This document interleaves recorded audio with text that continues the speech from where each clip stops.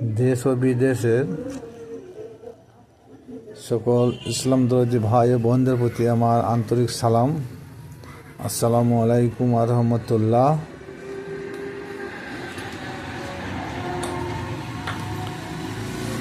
नवम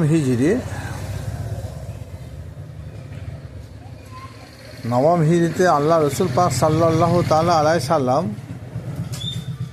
যখন দিন প্রচার করতে লাগলেন, সেই সময় ইহুদি খ্রিস্টান নাসারারা ঈসা নবী সম্পর্কে উল্টোপাল্টা মন্তব্য করত। সেটা কি? তাদের মধ্যে কেউ বলতো যে ইনি আল্লাহর পুত্র, কে বলতো আল্লাহর বান্দা। এই নিয়ে হুজুর পাক সাল্লাল্লাহু তাআলা আলাইহি সাল্লামের সহিত ঝগড়া সৃষ্টি হয়েছে। অধিকাংশ লোক বলতো যে না, এটা কারণ যেহেতু ঈসা আলাইহিস সালামের আব্বা ছিলেন না, ওটা বিনা বাপের সন্তান, এটা আল্লাহর কুদরতি ক্ষমতা থেকে হয়েছে।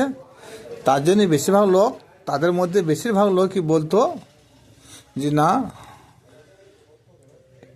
এই হচ্ছে আল্লাহর পুত্র।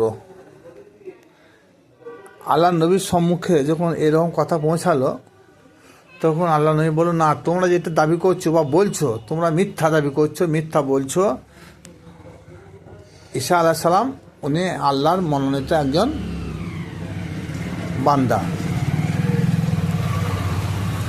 তা ইহুদি নাসারারা তখন বলতে লাগলো, আমরা সত্য বলছি না তুমি সত্য বলছো?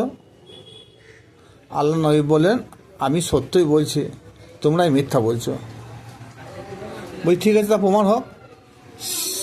এই প্রমাণ করার জন্য মহান আল্লাহ পাক রব্বুল আলামিন একটা আয়াত জিবরিল মারফত পাঠিয়ে দিলেন। সেই আয়াতটা কি?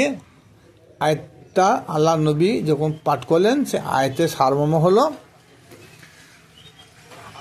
আল্লাহ তার হাবিবকে বলছেন, হাবিব তুমি বলো, তোমরা যদি সত্যবাদী হও তাহলে তোমাদের পুত্রদ্বয়কে ডেকে নাও, আর আমরা আমাদের পুত্রদ্বয়কে ডেকে নিই।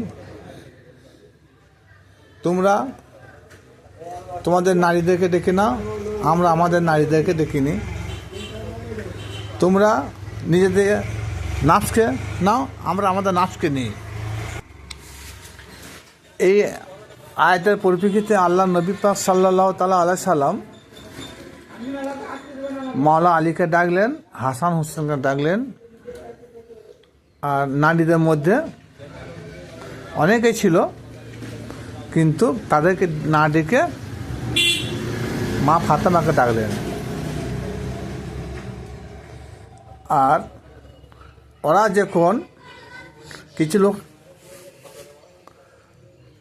আসবাসব এরকম অবস্থা হয়েছে, তার ওদের মধ্যে একজন পাদ্রী, কেউ জ্ঞানী উচ্চশিক্ষিত পাদ্রী, তখন তারা বলল, আমি আমাদের আল্লাহর কসম করে বলছি, আমরা যদি ওই মোবাইল হাতে যাই তাহলে আমরা হেরে যাব। আর হেরে গেলে কিন্তু কিয়ামত পর্যন্ত ওই নাজরানবাসী আর ইহুদি খ্রিস্টানরা সব ধ্বংস হয়ে যাবে, তাদের উপরে মারাত্মক আল্লাহ প্রকৃতি গজব নাজিল হবে। কারণ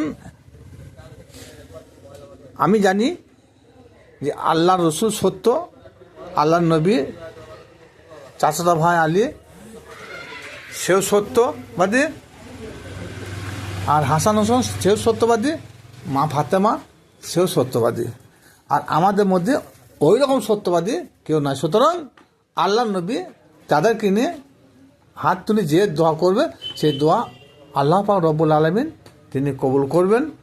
সুতরাং আমরা যদি মোবাইলের মাঠে যাই তাহলে আমরা মিথ্যা প্রমাণিত হবে। আর আল্লাহ নবী পাক সাল্লাল্লাহু তাআলা আলাইহি সাল্লাম তিনি এবং তিনার ফাতেমা হাসান হোসেন আলীকে নিয়ে যদি আল্লাহর কাছে দোয়া করে, তাহলে সেই দোয়া আল্লাহ সঙ্গে সঙ্গে কবুল করবে। সুতরাং সেই দোয়া যখনই কবুল করবে, তখনই আমরা মিথ্যা মিথ্যাবাদী প্রমাণিত হবে, এরা সত্যবাদী হবে। সুতরাং আল্লাহর পক্ষ থেকে আমরা ধ্বংস হয়ে যাবে, আমাদের কোনো অস্তিত্বই থাকবে না। এই কথা বলার পরিপ্রেক্ষিতে নাজরানবাসী, ইহুদি খ্রিস্টানরা, নাসারারা সব পিছিয়ে গেল যে না, এনারা সত্যবাদী যে কজন দাঁড় করেছে ওদের কাছে আমরা কিছুই নয়। সুতরাং আল্লাহ পাক রব্বুল আলামিন ওনাদের দোয়াটাই কবুল করবে, ওনারা যেটা বলছে সেইটাই সত্য, আমরা ঈসা আলাইহিস সালামের সম্পর্কে যেটা বলেছি সেটা মিথ্যা। সুতরাং ওনারা কী করলেন, ওনারা মোবাইলের মাঠে সত্যবাদী আর মিথ্যাবাদী প্রমাণ করার জন্য আর সেখানে হাজির হলেন না। সুতরাং কী করলেন, আল্লাহ নবী পাক সাল্লাল্লাহু তাআলা আলাইহি সাল্লামকে তারা সত্যবাদী প্রমাণ করলেন এবং সঙ্গে সঙ্গে তিনারা তওবা করে কলমা পড়ে বায়াত গ্রহণ করে ঈমান আনলেন।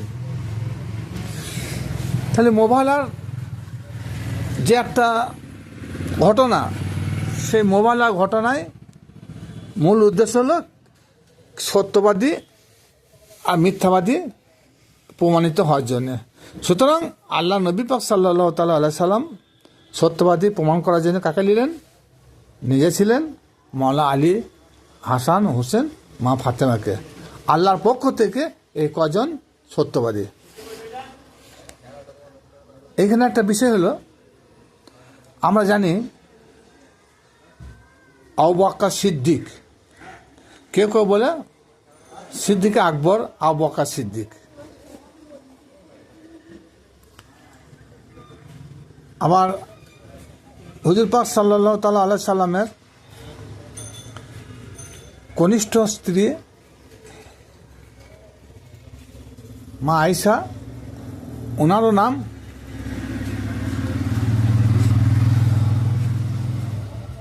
আয়েশা সিদ্দিকা।